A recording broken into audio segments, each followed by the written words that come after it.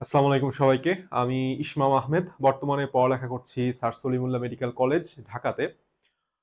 ভিডিওটা আসলে প্রকৃতপক্ষে তোমরা যারা এবার এইচএসসি 24 সামনে মেডিকেল অ্যাডমিশন টেস্ট দিবে, কিংবা যারা second time medical admission preparation নিচ্ছ, আমাদের এই সিরিজটা হবে টপিক ওয়াইজ এবং সাবজেক্ট ওয়াইজ আলোচনা, যে একটা সাবজেক্টের যেই স্পেশাল প্রস্তুতিটা মেডিকেল অ্যাডমিশনের জন্য ভিন্ন ভিন্ন সাবজেক্টে একটু একটু ডিফারেন্ট, কিভাবে একটা সাবজেক্টের প্রস্তুতিটা কিভাবে নিলে তোমার জন্য সবচেয়ে ভালো আউটপুটটা তুমি নিজের জন্য বের করে নিয়ে আসতে পারবো।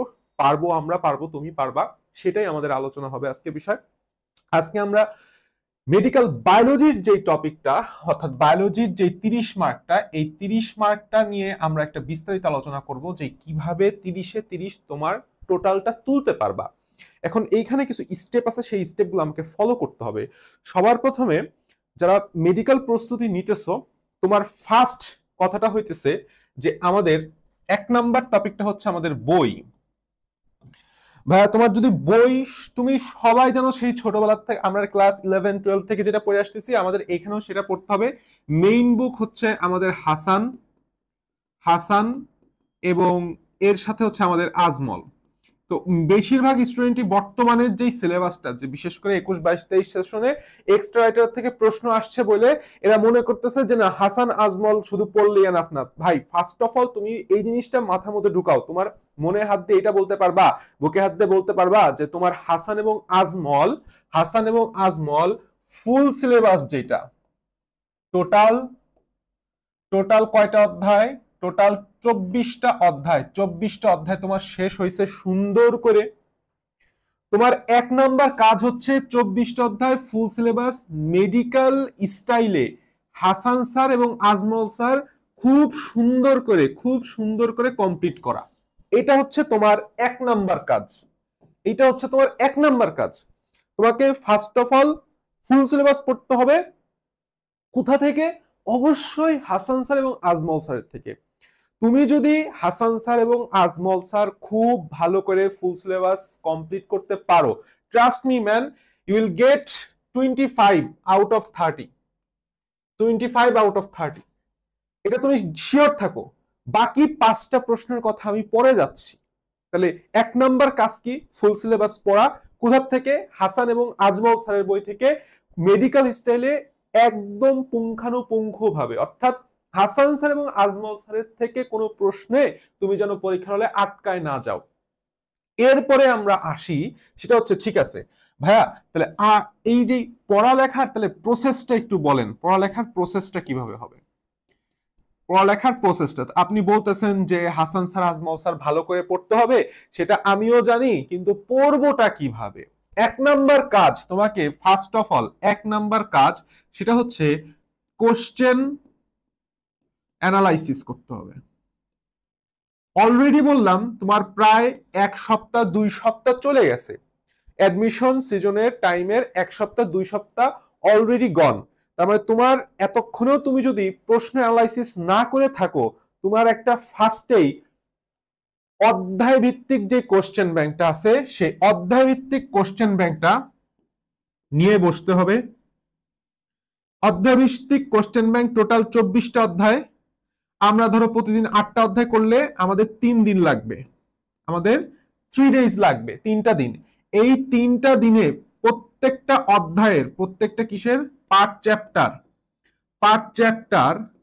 প্রত্যেকটা কোশ্চেন মেডিকেল, বিগত বছরের মেডিকেল এবং ডেন্টাল, এই 2টা প্রশ্ন কি করতে হবে? সলভ করতে হবে। না শুধু সলভ না, সলভের সাথে সাথে অ্যানালাইসিস করতে হবে। অ্যানালাইসিস করতে হবে। যারা আগের থেকেই কাজটা ইন্টারমিডিয়েট থেকে করে আসতেছো, তাদের জন্য এটা আরো সুবিধা হবে। আর যারা এখনো করো নাই, ভাই 3টা দিন সময় নাও। 3টা দিন সময় নিয়ে অন্যান্য সকল পড়া ভুলে যাও। তুমি আগে বায়োলজির কোশ্চেন ব্যাংকটা নিয়ে বসো, সলভ করো, অ্যানালাইসিস করো। তাহলে তুমি কি বুঝতে পারবা? কোন টপিক, কোন অধ্যায় থেকে কি টাইপের প্রশ্ন আসতেছে সেটা বুঝতে পারবা। এটা বললাম একদম বেসিক প্রিপারেশন। তবে ফার্স্টের প্রসেসের প্রথম ধাপটাই হচ্ছে আমাদের কোশ্চেন অ্যানালাইসিস করতে হবে। এখন কোশ্চেন অ্যানালাইসিস শেষ, টোটাল 24টা অধ্যায়ের কোশ্চেন অ্যানালাইসিস শেষ। এখন তুমি পার অধ্যায় কিভাবে পড়বা, এটা হচ্ছে ঝামেলা। দেখো আমরা প্রচুর পরিমাণে ক্লাস করি, তাই না? প্রচুর পরিমাণে ক্লাস করি, ক্লাস আবার আমরা অফলাইনেও করি, আবার সাথে সাথে দেখা যায় অনলাইনে তো এখন ক্লাসের অভাব নাই। তার মানে তুমি একটা জিনিস চিন্তা করতেছো, আবার অনলাইনে কি ক্লাস, ওরে বাবা, ম্যারাথন ক্লাস, মাস্টার ক্লাস, 2 ঘন্টা 3 ঘন্টা 4 ঘন্টার বিশাল ক্লাস। 24 ঘন্টার মধ্যে অফলাইনে চলে যেতেছে আমার পরীক্ষা দিতে 2-3 ঘন্টা, ওখানে খাওয়া দাওয়া ঘুম নাওয়া খাওয়া থেকে 8-10 ঘন্টা চলে যায়। আর এই পাশে আবার ক্লাস করতে করতে 4-5 ঘন্টা শেষ, বাকি থাকে নিজের জন্য কতটুকু? হাইয়েস্ট হলে 4-5 ঘন্টা তুমি পড়তে পারবা। মানে এইটা কি কোনো মগের মুল্লুক পাইছো অ্যাডমিশনটারে? তোমার অফলাইন ক্লাস অনলাইন ক্লাস কোনোটাই করা লাগবে না। যদি তুমি ভাবো যে এই অধ্যায়টা আমার ক্লাস করা প্রয়োজন, তুমি ক্লাস করবা। যদি মনে করো না এই অধ্যায় আমার আগে থেকেই পড়া, আমি জানি কোথা থেকে কি প্রশ্ন আসবে, আমি এর আগে প্রি মেডিকেল বা প্রি অ্যাডমিশনও ক্লাস করছি, তাহলে এখন তোমার ক্লাস করার কোনো প্রয়োজন নাই, কোনো প্রয়োজন নাই। যদি প্রয়োজন হয় তোমাকে দেখতে হবে তুমি কি অফলাইনে যদি ক্লাস করে পোষায়, তোমার সময় টাইম কুলাইতে পারো, তাহলে করো, অনলাইনে করবা না। যেইখানে স্যাটিসফ্যাকশনটা প্রয়োজন, যদি তোমার অনলাইনে ক্লাস করে স্যাটিসফাইড হও তুমি, তুমি আবার কেন ভাই অফলাইনে যাবা একই ক্লাস করতে? তার মানে তোমার ক্লাসটা তোমার নিজের উপর ডিপেন্ড করতেছে, এটা ম্যান্ডেটরি না যে তোমার নিজের উপর ডিপেন্ড করতেছে তুমি ক্লাস করবা কি করবা না। যদি নিজে ইচ্ছা হয় যে আমার ক্লাস করা প্রয়োজন, তাহলে করবা, হুদাই ক্লাস করতে যায় না, টাইম লস। তাহলে ভালো একটা প্রিপারেশন নেওয়ার পরে তোমাকে সেই অধ্যায়ের সমস্যা তথা প্রবলেম গুলা বের করতে হবে। তুমি একটা ক্লাস করছো, ক্লাস করার পর তুমি যখন নিজে পড়তে যাবা, তখন পড়াটা হবে প্রবলেম বেসড পড়াশোনা। প্রবলেম বেসড পড়াশোনা মানে কি, তোমার এখনো তুমি ধরো সেই ম্যালেরিয়া পরজীবীর জীবন চক্রের যে কোনটার কত ঘন্টা পর পর জ্বর আসে, কোনটার সুপ্তিকাল কত, অথবা তুমি এখনো পারতেছো না যে তোমার কোনটার নাম কোনটা, তাই না, যে কোয়ার্টার ম্যালেরিয়া কোনটা, ম্যালিগন্যান্ট টার্সিয়ান ম্যালেরিয়া কোনটা, এই জিনিসগুলো তোমার এখনো ভুল হইতেছে। কিন্তু তুমি আসো হচ্ছে ভাইরাসের প্রকারভেদ নিয়ে, দণ্ডাকার ভাইরাস, এগুলো তুমি মুখস্থ হয়ে গেছো। তাহলে তুমি ফার্স্ট স্টেপটা কি? ফার্স্ট স্টেপটা হচ্ছে ওই অধ্যায়ে তোমার উইক পয়েন্ট বা প্রবলেমটা কোথায় সেইখানে অ্যাটাক করা, সেইখানে পড়াশোনাটা করা। এইভাবে প্রত্যেকটা অধ্যায় শুরুর আগে একটা সাদা খাতা নিয়ে প্রবলেমগুলো আগে আইডেন্টিফাই করবা। তুমি জানো তোমার মন তোমারে কখনো মিথ্যা কথা বলতে পারবে না, এটা ইম্পসিবল। তুমি জানো যে আমি এই জায়গাগুলো পারি না, তাহলে তোমার প্রথম পড়াশোনা হবে সেই প্রবলেম বেসড। এরপরে তোমার একটা ওভারঅল অধ্যায় পড়তে হবে, ঠিক আছে? অধ্যায় পড়ার পরে যায় তুমি একটা গাইড নাও। তোমরা যেই কোচিং এ ভর্তি হও না কেন কোনো সমস্যা নাই, প্রত্যেকটা কোচিংই গাইড প্রোভাইড করে, গাইড প্রোভাইড করে। সেই গাইডের যে কোশ্চেন গুলো আছে, সেই গাইডের যে কোশ্চেন গুলো আছে, সেই গাইডের কোশ্চেন গুলো সলভ করো। তো মাথায় রাখবা সব সময় আমাদের এই প্রবলেম বেসড পড়াশোনাটা হবে বই কেন্দ্রিক, বই কেন্দ্রিক। কোনো মেডিট্রিক্স, কোনো ধরনের ডাইজেস্ট কিংবা কোনো ধরনের কোচিং এর বই কেন্দ্রিক পড়াশোনা হবে না, কারণ প্রশ্ন হবে কোথা থেকে ভাই? বই থেকে হবে। এখন তুমি হাসান স্যার, আজমল স্যার এই প্রসেস অনুযায়ী সুন্দর করে কমপ্লিট করলা। কমপ্লিট করলে প্রত্যেকটা অধ্যায় ভাবে কমপ্লিট করছো, টোটাল কমপ্লিশনের পরে যায় তুমি ফিল করছো যে দুইটা জায়গায় তোমার হচ্ছে ঘাটতি। 1 নাম্বার, তুমি এক্সট্রা বুক পড়ো নাই। 2 নাম্বার, তুমি এর মধ্য থেকেও কিছু পারা জিনিস ভুল করতেছো, এর মধ্যে থেকেও কিছু পারা জিনিস ভুল করতেছো। তাহলে এই জিনিসটা যাতে আমরা না হয়, এই জন্য তোমার উচিত হইতেছে, তোমার উচিত, আমি তোমাকে বলবো যদি সম্ভব হয়, সবচেয়ে গুরুত্বপূর্ণ বিষয়, বইয়ের কথা পরে আসতেছে, যদি সম্ভব হয় সবচেয়ে ভালো হইতেছে বাসায় একজন টিচার রাখা, ঠিক আছে? বাসায় একজন টিচার, এর অনেক অনেক অনেক মানে প্রফিট আছে। যদি সম্ভব হয়, আমি বলতেছি রাখতে হবে, না রাখলে তুমি চান্স পাবা না এরকম বিষয় না। যদি তোমার সম্ভব হয় তুমি বাসায় টিচার রাখো। এতে কি হবে, বাসায় টিচারটা তোমাকে আইসে বইটা দাগাই দিয়ে যাবে, তোমার এক্সট্রা করে বই দাগানোর প্যারা নিতে হবে না। তোমার বাসার টিচার এসে তোমাকে পড়াটা ধরবে, এই যে মুখোমুখি ধরাটা, তখন তুমি বুঝতে পারবে আরে এটা তো আমি পড়ছি কিন্তু ভুলে গেছি। তো কোচিং এর পরীক্ষায় কম নাম্বার পাইলে কি হয়, আমরা ডিপ্রেসড হয়ে যাই, ডিপ্রেশনে পড়ে যাই। কিন্তু ওই পরীক্ষার প্রশ্নগুলাই প্রত্যেকটা অধ্যায় যাবতীয় যত এমসিকিউ আছে তুমি বাসার টিচারদের ধরাও না, বাসার ভাইয়াদের ধরাও না, ধরলেই তোমার উইক পয়েন্ট গুলা বের হয়ে আসবে। এখন যাদের বাসার ভাইয়া নাই, বাট বাসায় কোনো টিচার রাখা পসিবল না, তারা কি করবা? তারা হচ্ছে বাসায় বসে প্রচুর পরিমাণে এক্সাম দিবা প্রচুর পরিমাণে, যেখানেই সুযোগ পাও, অনলাইন অফলাইন যেখানেই সুযোগ পাও প্রচুর পরিমাণে এক্সাম দিবা, আর কোনো কাজ নাই। ঠিক আছে, এরপরে আসো আমাদের সবচাইতে গুরুত্বপূর্ণ যে হট টপিকটা, সেটা হইতেছে ভাইয়া এক্সট্রা রাইটারের বই।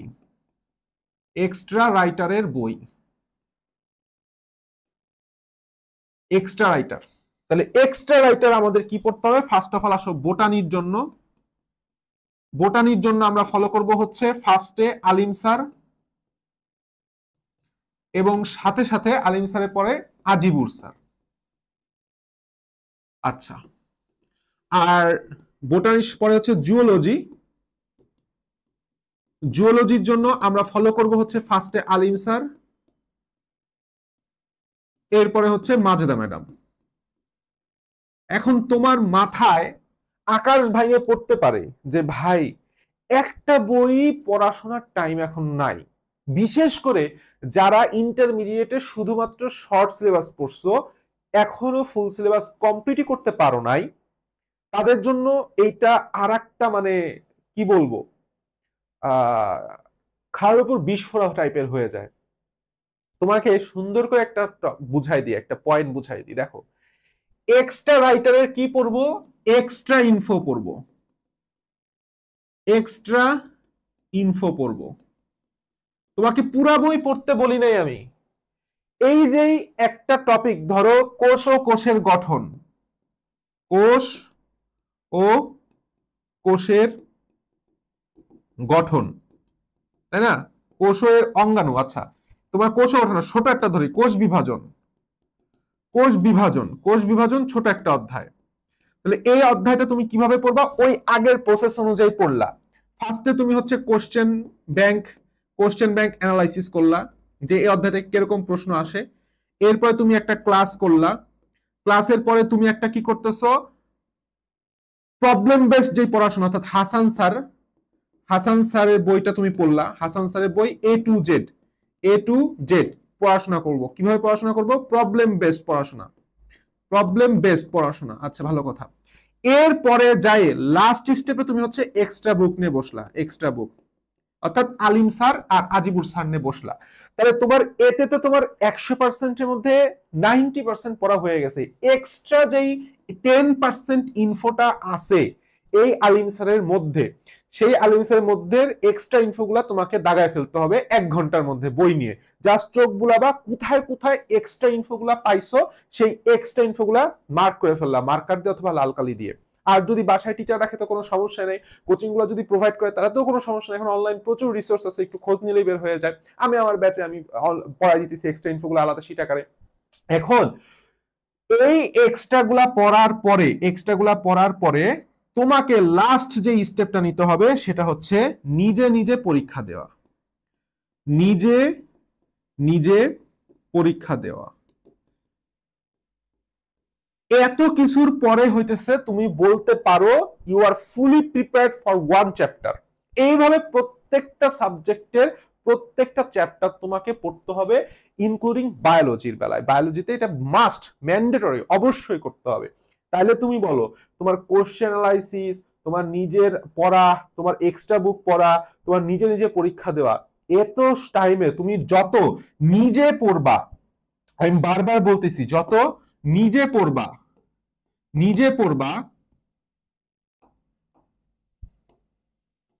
নিজে পড়াশোনা, এই যে নিজের পড়া, এই নিজের পড়ার টাইম বাড়াও শোনা, নিজের পড়ার টাইমটা বাড়াও।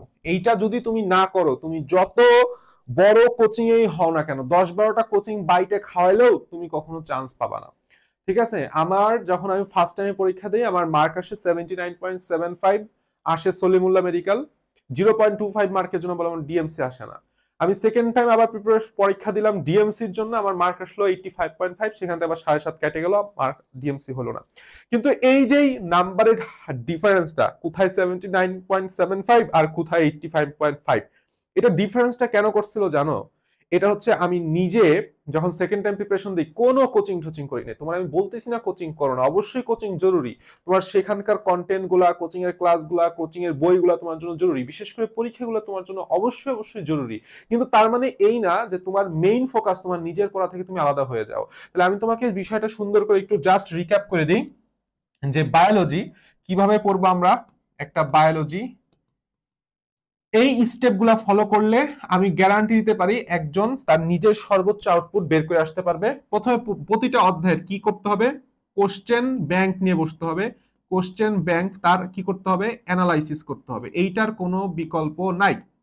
অ্যানালাইসিস করলা, অ্যানালাইসিস করার পরে তোমার যদি প্রয়োজন মনে হয় তুমি একটা ক্লাস করলা, যদি প্রয়োজন মনে হয় ক্লাস করলা, ক্লাস যদি প্রয়োজন মনে না হয় ক্লাস করবা না। তোমার যদি নিজের উপর কনফিডেন্স থাকে ক্লাস করবা। আমি তো ফোর্থ ইয়ারে আছি, অর্থাৎ আমি হচ্ছে 20 ব্যাচে, তো আমাদের সময় করোনা ছিল। তো করোনা হচ্ছে অনলাইন ক্লাস হচ্ছে, আমি একটা ক্লাস করিনি, একটা অনলাইনে ক্লাস করিনি, একটা করছিলাম ফার্স্টের ক্লাস রক্ত, এরপরে আর কোনো ক্লাসই করিনি, আমার ভালো লাগে না। আসে খালি বই দাগাই দিয়ে চলে যায়।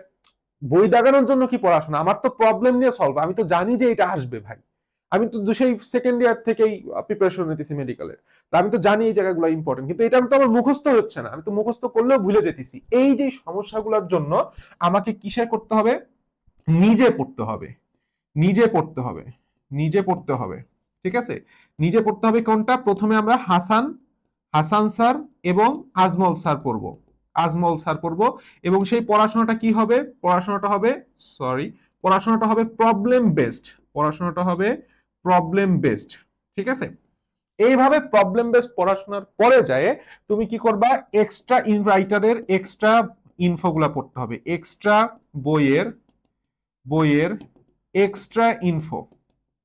এক্সট্রা ইনফোগুলা তুমি কালেক্ট করলা, এক্সট্রা ইনফো। অলরেডি প্রায় কোচিং তোমার ধরো এক্সট্রা ইনফোগুলো আলাদা শীট আকারে তোমাকে দিচ্ছে, তুমি সেটাও পড়তে পারো। আবার যদি চাও বই কিনে দাগায় দাগায় পড়বা, যেটা আমি করছিলাম, আমার শীট পড়তে ভালো লাগে না, আমার মূল বই পড়তে ভালো লাগে, এই জন্য আমি বই কিনছিলাম, বই কিনে তারপরে দাগায় দাগায় পড়ছিলাম, সেটাও তুমি করতে পারো। আচ্ছা, এরপরে হইতেছে তোমার এই এক্সট্রা ইনফোগুলো পড়ার পরে এরপরে তোমাকে কিছু কোশ্চেন সলভ করতে হবে। ঠিক আছে, কোশ্চেন সলভ করতে হবে। তো কোশ্চেন সলভের সময় অবশ্যই খেয়াল রাখবা যে তিনটা জিনিস যেন হয়, তুমি শুধুমাত্র যে তুমি গাইডের কোশ্চেন সলভ করতেছো তা না, যেই তোমাকে তোমার কোচিং গুলা যেই প্রিপারেশন বুক বা গাইড বুক দিচ্ছে সেটাই শুধু সলভ করতেছো তা না। তোমাকে বললাম এই যে আজিবুর স্যার, এই যে আলিম স্যার, এই যে মাজেদা ম্যাডাম, এই মাজেদা ম্যাডামের বইয়ের অনুশীলনী অনুশীলনী অনুশীলনীর প্রশ্নগুলা ভেরি ভেরি ইম্পর্টেন্ট। এটা অবশ্যই অবশ্যই তোমাকে সলভ করতে হবে, এটা অবশ্যই সলভ করতে হবে। এবং কোচিং এর পরীক্ষার আগে নিজের কাছে যত পারো এক্সাম দাও নিজের কাছে। এই এক্সামের রেজাল্ট তো আর আঙ্কেল আন্টির কাছে ফোনে যাইতেছে না, তাই না? তাহলে যত পারো অফলাইন অনলাইন সব জায়গায়, এন্ড লাস্ট অফ অল তুমি একটা কোচিং এ পরীক্ষা দাও, লাস্টে যায় তুমি কোচিং এ পরীক্ষা দাও। তার মানে তোমাকে আমি একটা জিনিস বুঝাইতে চাচ্ছি, আমরা যেই ভাইব নিয়ে ফার্স্টের 1 মাস আসলে কোচিং করি, সেই ভাইবটা তোমার রেজাল্টের পরে অর্থাৎ পরীক্ষার 1 মাস আগে থাকে না। আমি তোমার একটা বাস্তবতা বলি, সেটা হচ্ছে যে আমাদের টোটাল বায়োলজিতে হচ্ছে 24টা অধ্যায়, যত কোচিং আছে সব কোচিং সর্বোচ্চ এই 24টা অধ্যায়ের জন্য ক্লাস রাখছে হচ্ছে 15টা, ম্যাক্সিমাম কোচিং এর কথাই বললাম। অফলাইনে ক্লাস, এটা হচ্ছে অফলাইনে যে আমাদের বড় বড় কোচিং গুলো আছে সেটা আমি তোমাকে বলতেছি। অনলাইনে অনেক ক্লাস আছে, আমি তোমাকে বলতেছি 15টা ক্লাসে 24টা অধ্যায় ভালো মতন পড়ানো সম্ভব না। তো যত পারো অফলাইন ক্লাসটারে একটু আমি ডিমোটিভেটেড করি, কারণ এখানে তোমার আউটপুট আর ইনপুটের রেশিও খুবই কম। ঠিক আছে, তো পারলে হচ্ছে আমি অনলাইন ক্লাসটার দিক বেশি প্রিফার করি। অনলাইন ক্লাস, আবার অনলাইন ক্লাসের আবার ভাগ আছে। হ্যাঁ, অনলাইন তুমি সেই 7-8 ঘন্টার ক্লাস করার কোনো প্রয়োজন নাই, তোমার লাগবে হচ্ছে আমার যেই জায়গাগুলো সমস্যা সেই সমস্যাগুলো ক্লাসে সলভ হচ্ছে কিনা। যদি হয় তুমি অনলাইন করবা, যদি না হয় অনলাইনে করার দরকার নেই, তুমি নিজে বসো। তাহলে তোমার কোচিং যে অনলাইন অফলাইন হোক, সে অনলাইন কিংবা অফলাইন, তোমার কোচিং হচ্ছে লাস্ট স্টেপ। তার আগে এই যে এতগুলা স্টেপ সবই হচ্ছে তোমার, এই স্টেপগুলো যদি ফলো করতে পারো ইনশাল্লাহ ইনশাল্লাহ অনেক ভালো কিছু রেজাল্ট আসবে। Best of luck.